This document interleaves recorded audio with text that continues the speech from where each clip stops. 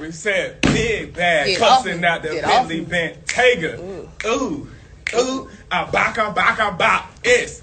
On a warm evening in Florida, 22-year-old Kavia Simmons made a simple post on social media. Just a few words that would feel familiar to many young mothers rediscovering themselves. I'm single now. It was a kind of statement that suggests freedom, new beginnings, and a woman stepping into her own. But just hours later, that same woman would be found dead, gunned down in front of her own infant child. What happened in the short time between that social media post and the gunshots that shattered a quiet neighborhood? Who could have looked at her moment of confidence and decided it was too much to bear? And why did this joyful, hopeful mother, who had so much more to live for, never get the chance to embrace her new chapter? Kavia's story isn't just one of heartbreak. It's a deeply human story about a young mother trying to find herself again, to claim peace after what appeared to be a difficult relationship. Her death was not just an act of violence. It was a brutal silencing of a voice that had just begun to speak up for itself. That night, she wasn't out partying or causing trouble. She was simply living, being a mother, and choosing to say enough. She chose herself, and that small act of independence seems to have triggered something unthinkable in a man she had once shared her life with, the father of her child. As details of that tragic night began to unfold, one thing became disturbingly clear. This wasn't a random act. Kavia's death came just after she asserted her independence, made a bold declaration of personal freedom, and maybe unknowingly crossed a fragile line in the mind of someone who believed he still had control over her. Witnesses and online communities would later discuss chilling signs, hidden abuse, and red flags that many miss until it's too late. Some say her killer couldn't accept the decision to move on. Others believe he had planned to end her life the moment he realized he'd lost her for good. What's certain is this. Her child watched something no child should ever see, the violent end of a mother's life. And yet, Kavia's story is more than just a statistic. It's the story of so many women who suffer in silence, afraid to walk away, or punished for doing so. Her death echoes a disturbing truth in today's world, that sometimes choosing peace can still end in tragedy, especially when someone else refuses to let go. In the days that followed, her name would spread across social media and forums, not as a headline, but as a rallying cry. People who never met her wept, raged, and shared their own stories. Kavia's smile, her strength, and her decision to choose herself touched a nerve. She became a symbol of heartbreak, yes, but also of courage. This documentary is not just about what happened to Kavia Simmons. It's about understanding the signs, breaking the silence, and standing up for those who may be quietly suffering in relationships built on control, not love. It's about listening, believing, and protecting the voices that are too often taken from us too soon. So stay with us, because by the end of this video, you won't just know what happened to Kavia Simmons. You'll understand why her story matters, what we can learn from it, and how each of us can help ensure that no other mother, daughter, or sister has to suffer the same fate. Let's talk about what happened and why it should never happen again. Kavia Simmons was more than a headline. She was a daughter, a mother, a friend, and a young woman with an infectious smile and a heart full of hope. At just 22 years old, Kavia was navigating the everyday joys and struggles of young adulthood while raising her baby boy, who quickly became the center of her world. She loved deeply, laughed often, and carried herself with a mix of strength and vulnerability that made her incredibly relatable to those who knew her personally and those who would come to know her story later. Those who spent time around Kavia remember her as someone who always tried to make the best out of every situation. Life hadn't always been easy, but she was resilient. Even when challenges weighed heavily on her, Kavia never let them define her. She found moments of peace in motherhood and purpose in raising her son. She was proud to be his mother, and everything she did, from her job to her personal growth, was motivated by giving him a better future. Kavia had dreams. She spoke of better days ahead, of going back to school, of starting a business, or maybe even writing a book one day. She wasn't afraid to dream big, and she certainly wasn't afraid to put in the work. Like many young women her age, she was figuring things out one step at a time, often learning as she went, but never losing her fire. Her social media pages reflected a woman on a journey. Filled with selfies, captions about self-love, and motivational posts meant to uplift others. But beneath that confident online presence, there were signs of struggle. Close friends noticed that Kavya would sometimes go quiet for days or appear distant in conversation. There were glimpses of something deeper, a tension in her relationship, a feeling of being watched or controlled. Yet, despite those signs, she rarely opened up about the full extent of what she might have been enduring. Like so many others, she carried the weight alone. Her relationship with the father of her child was described by some as rocky, passionate at times, but increasingly strained. What may have started as love had evolved into something darker, more manipulative. Kavya, determined to be a good mother and to make things work, gave it her all, perhaps hoping the relationship could be salvaged. But over time, it became clearer that her light was being dimmed by someone who should have protected it.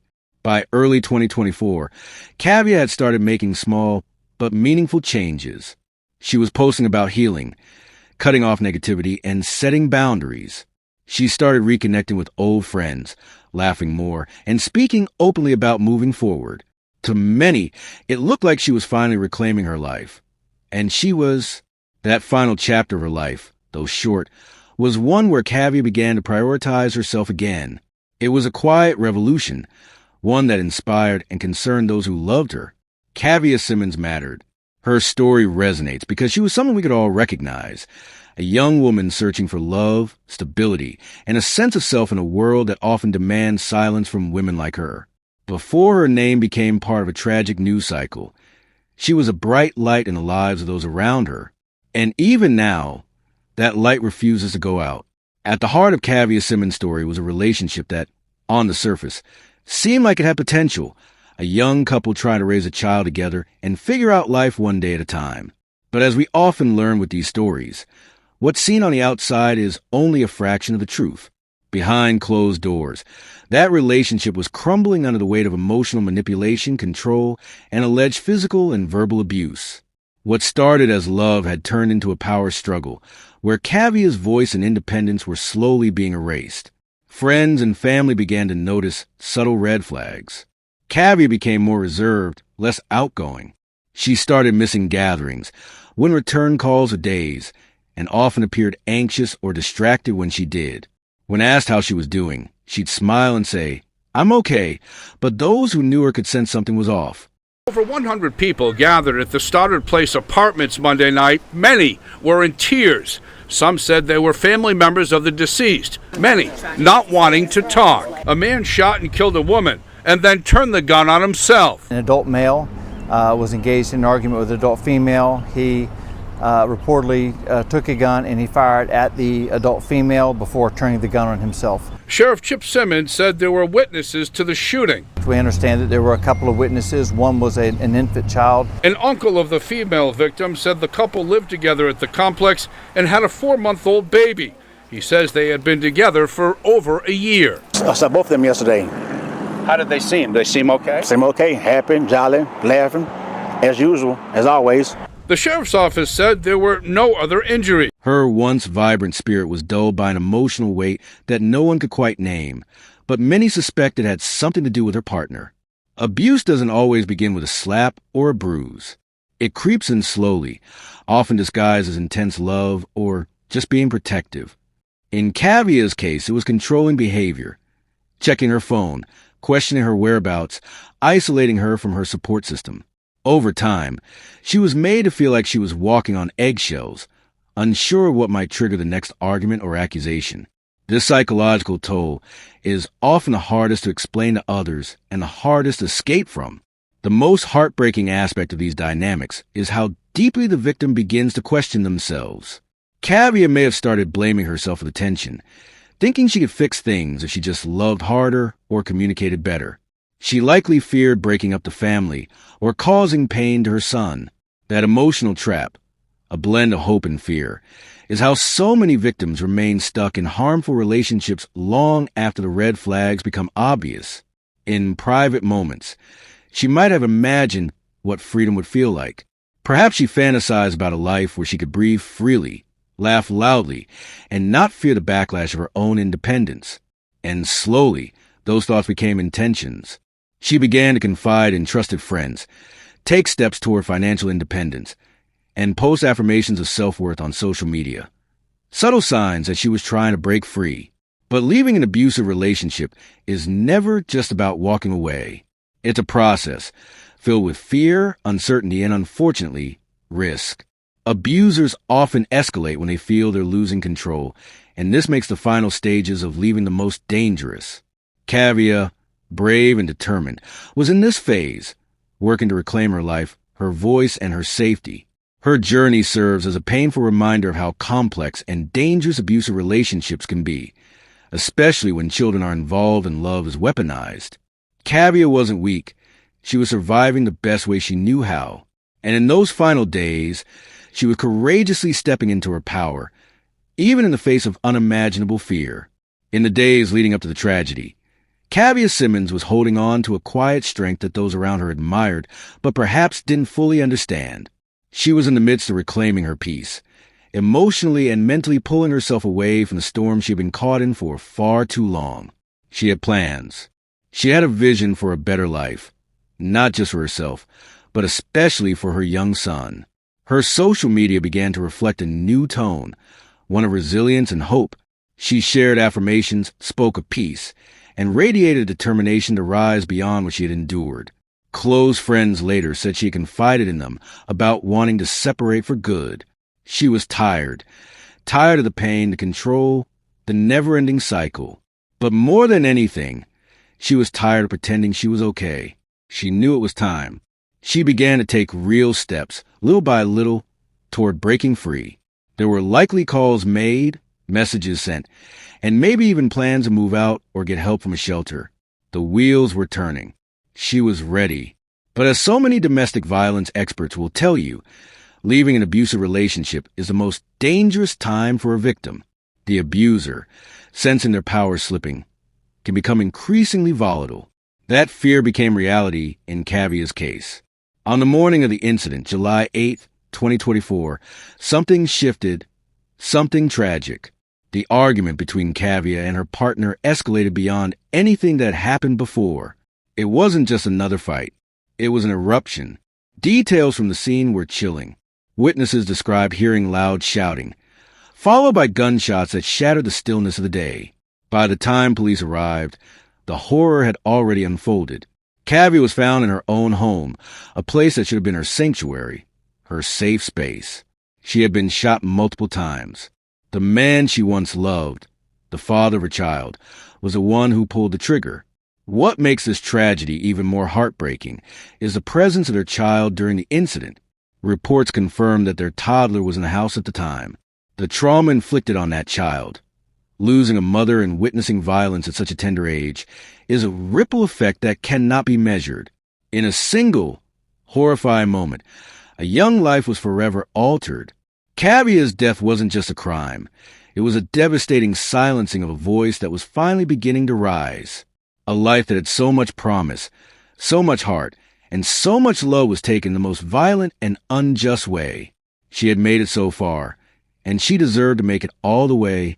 And in the quiet aftermath, as the sirens faded and loved ones were left to pick up the pieces, one truth remained. Kavya Simmons did not deserve this. She deserved protection, support, and the freedom to live her life in peace. Her story is not just one of tragedy. It is one of resilience, strength, and a call for change. In the aftermath of Kavya Simmons' tragic death, the community was left in shock.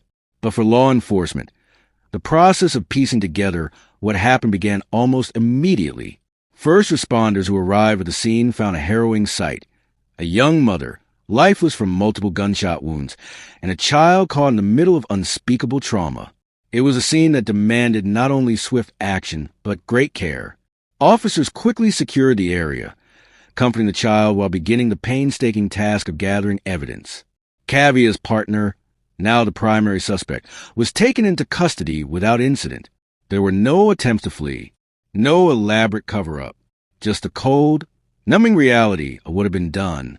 As investigators questioned him, he reportedly gave inconsistent accounts of what led to the shooting. His demeanor, according to police, ranged from indifferent to volatile, a behavior pattern that echoed the toxic control he'd exercised over Kavya for years. Forensic teams combed through the residence. Bullet casings were found near the living room, suggesting the argument escalated quickly and that Kavya may not have even had the chance to defend herself. Her phone records were subpoenaed, revealing troubling messages that painted a picture of mounting fear and desperation.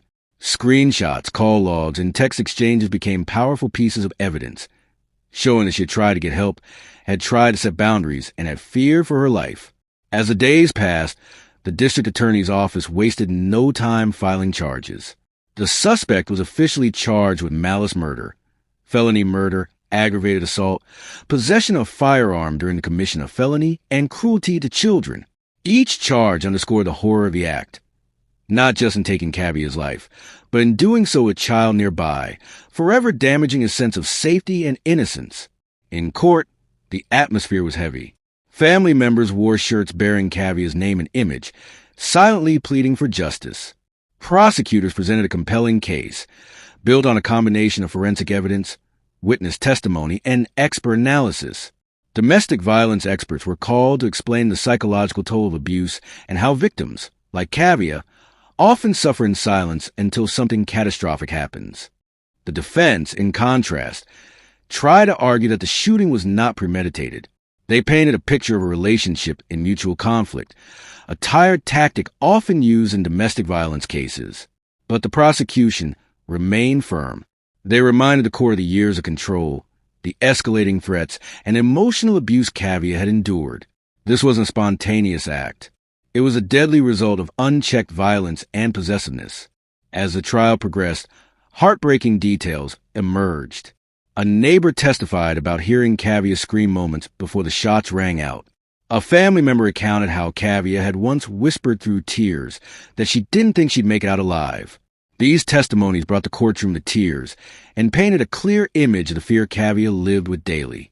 In the end, the jury deliberated for just a few hours before returning a unanimous verdict: guilty on all counts.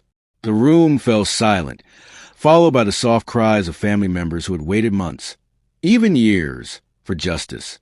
The judge handed down a life sentence without the possibility of parole. It was a small measure of accountability for a crime that had stolen so much. While the legal system had done its part, those close to Kavya knew that no verdict could ever bring her back. Still, there was solace in knowing that her voice had been heard, even if only after her death. The legal proceedings not only delivered justice, but also shed a light on the patterns of domestic violence that too often go unseen until it's too late. Kavya Simmons' case has since become a rallying point for advocates, legal professionals, and community leaders. Her name now stands not only as a memory, but as a message that the cycle of abuse must be broken, and that we must listen to quiet cries of those living in fear before they become echoes of tragedy. In the weeks and months following Kavya Simmons' death, her family stepped forward not just in grief, but with a mission to make sure her story wouldn't fade into another tragic headline. Her mother, through tears, described Kavya as the kindest, most giving soul, a young woman who always smiled even when things were heavy. She shared stories of Kavya's childhood, her love for helping others, and her dream of giving her son a better life. These memories painted a fuller picture of a woman who was more than just a victim. She was deeply loved, deeply human. Kavya's sister also spoke publicly, her voice trembling but firm. She was trying to leave. She was making plans. She didn't want to die, she said. Her words were both heartbreaking and galvanizing. The family emphasized that Kavya had reached out for help, and while some support came, it wasn't enough, a reality many victims of domestic violence face. Their pain turned into a calling, to speak up for the women whose voices are often silenced too soon. Local advocates and women's organizations joined the effort, lifting Kavya's story into public discourse. One advocate, a survivor herself, shared during a vigil, "When I heard about Kavya, I heard echoes of my own story. Too many of us have come close to that same fate." These gatherings became moments of healing, remembrance, and also calls to action. They weren't just mourning Kavya. They were promising to do better for the next woman who cried out for help.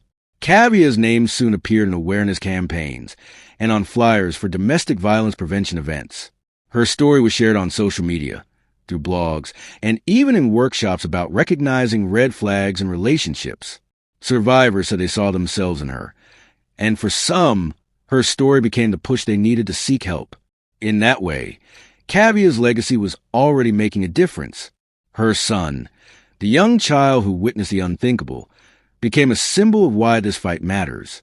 Family members, though protective of his privacy, asked the public to keep him in their prayers.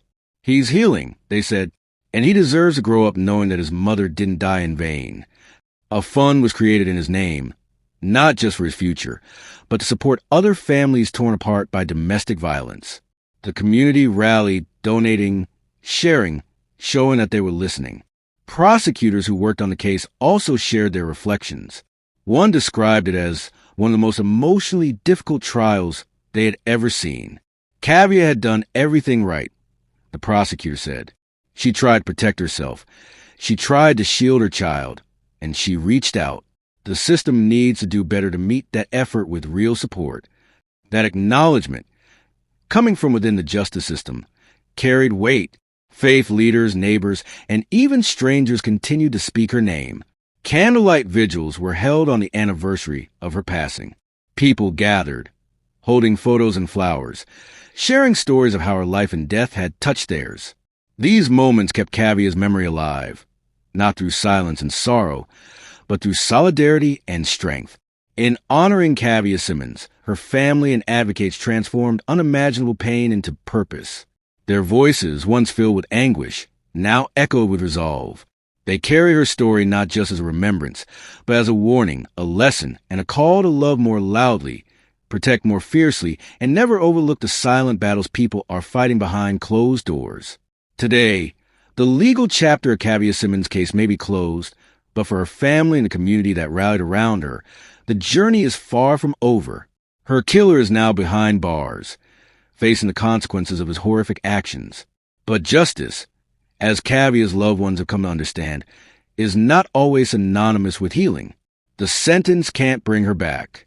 It can't erase the trauma her young son endured, and it certainly can't answer the lingering questions that haunt those left behind. One of the biggest unanswered questions is how this tragedy was allowed to happen in the first place.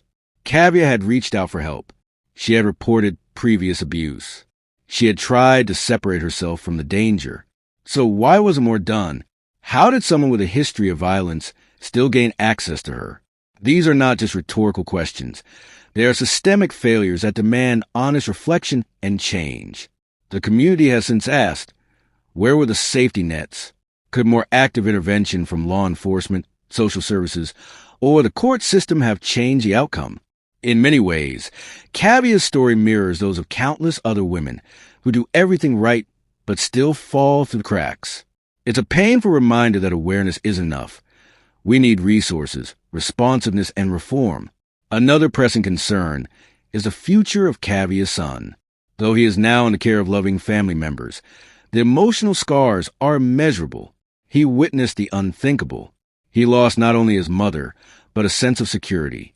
Advocates have voiced concerns about long-term trauma, and while efforts are being made to ensure he has access to counseling and support, there is no manual for healing a child who has been so deeply wounded.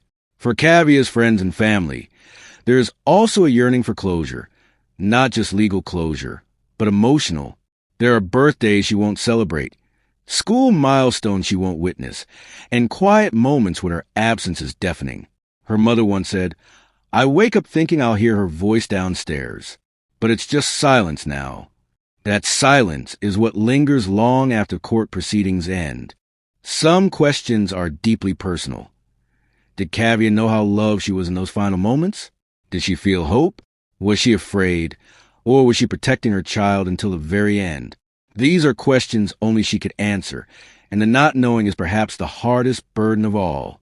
Yet even in this sea of questions, there is a growing movement toward answers, not necessarily for what happened in the past, but for what we can change in the future. Lawmakers in the region are discussing stronger protective measures for victims of domestic violence. Advocates are pushing for better training for first responders and more immediate action when warning signs appear. While there is much left unresolved, one thing remains clear. Kavia Simmons' story has ignited something powerful. Her voice, though silenced, continues to speak to the people who loved her, the strangers who were moved by her story, and the survivors who saw a reflection of their own lives in hers. The questions may remain, but so does a determination to make sure her death was not in vain. In the wake of Kavia Simmons' heartbreaking story, a powerful ripple of purpose has taken hold. What happened to her cannot be changed, but what happens next, how we respond as individuals and as a community, is entirely within our control. Her story has become more than tragedy. It's a call to action, urging all of us to be more alert, more compassionate, and more committed to protecting those in danger. One of the most meaningful ways we can honor Kavia's memory is by educating ourselves about the signs of domestic abuse. It doesn't always look like bruises or raised voices. Sometimes it's emotional manipulation, isolation from friends and family, or financial control. Recognizing the red flags early can save lives. We all have a role to play, whether it's checking on a friend, offering resources, or simply listening without judgment. Community organizations have stepped up in powerful ways. Local shelters and advocacy groups have hosted candlelight vigils, launched awareness campaigns, and provided counseling services to survivors and their families. These efforts, though grassroots, are creating meaningful change, one household, one survivor, one story at a time. Kavia's family has channeled their grief into purpose. They've partnered with outreach programs to speak about the impact of domestic violence, and they've created a memorial fund to support other single mothers fleeing abusive relationships. It's their way of making sure Kavia's voice carries on, not just as a memory, but as a force for change. There is also a growing push for legislative reform. Advocates are calling for tougher enforcement of restraining orders, improved emergency response protocols, and more funding for shelters. Kavia's case has made it painfully clear that the current system doesn't always protect the vulnerable, but her story is helping shape a future that does. To our viewers, you don't have to be a lawyer, a counselor, or a policymaker to make a difference. You can start by simply speaking up. If you suspect someone you know is in trouble, don't look away. Offer support. Offer safety. Your voice might be the one that helps someone find their way out. And if you're a survivor or currently in an unsafe situation, know this: you are not alone. Help is out there. There are people ready to listen, ready to believe you, and ready to stand beside you. Your story matters. Your life matters. Just like Kavia's did. Together, we can ensure that her story is not remembered solely for its pain, but for the power it sparked in others. To act, to speak, to protect, and to never let silence win. As we reflect on the life and loss of Kavia Simmons, we're reminded of just how fragile life can be, and how deeply the choices of others can alter its course. Kavia was a daughter, a mother, a friend, and a woman full of love and potential. Her light was extinguished far too soon, but through telling her story, we ensure that her voice echoes beyond the silence. Her journey compels us to speak up, to protect one another, and to create a world where no one lives in fear. We hope that Kavia's story moved you, not just emotionally, but to action. Whether it's offering support to someone in need, sharing vital resources, or simply starting a conversation about domestic abuse, every small act matters. We must continue to lift the voices of victims and survivors and demand better systems of protection and justice. Change doesn't come overnight, but it begins with awareness. And awareness begins with stories like Kavia's. If this video touched you, please don't keep it to yourself.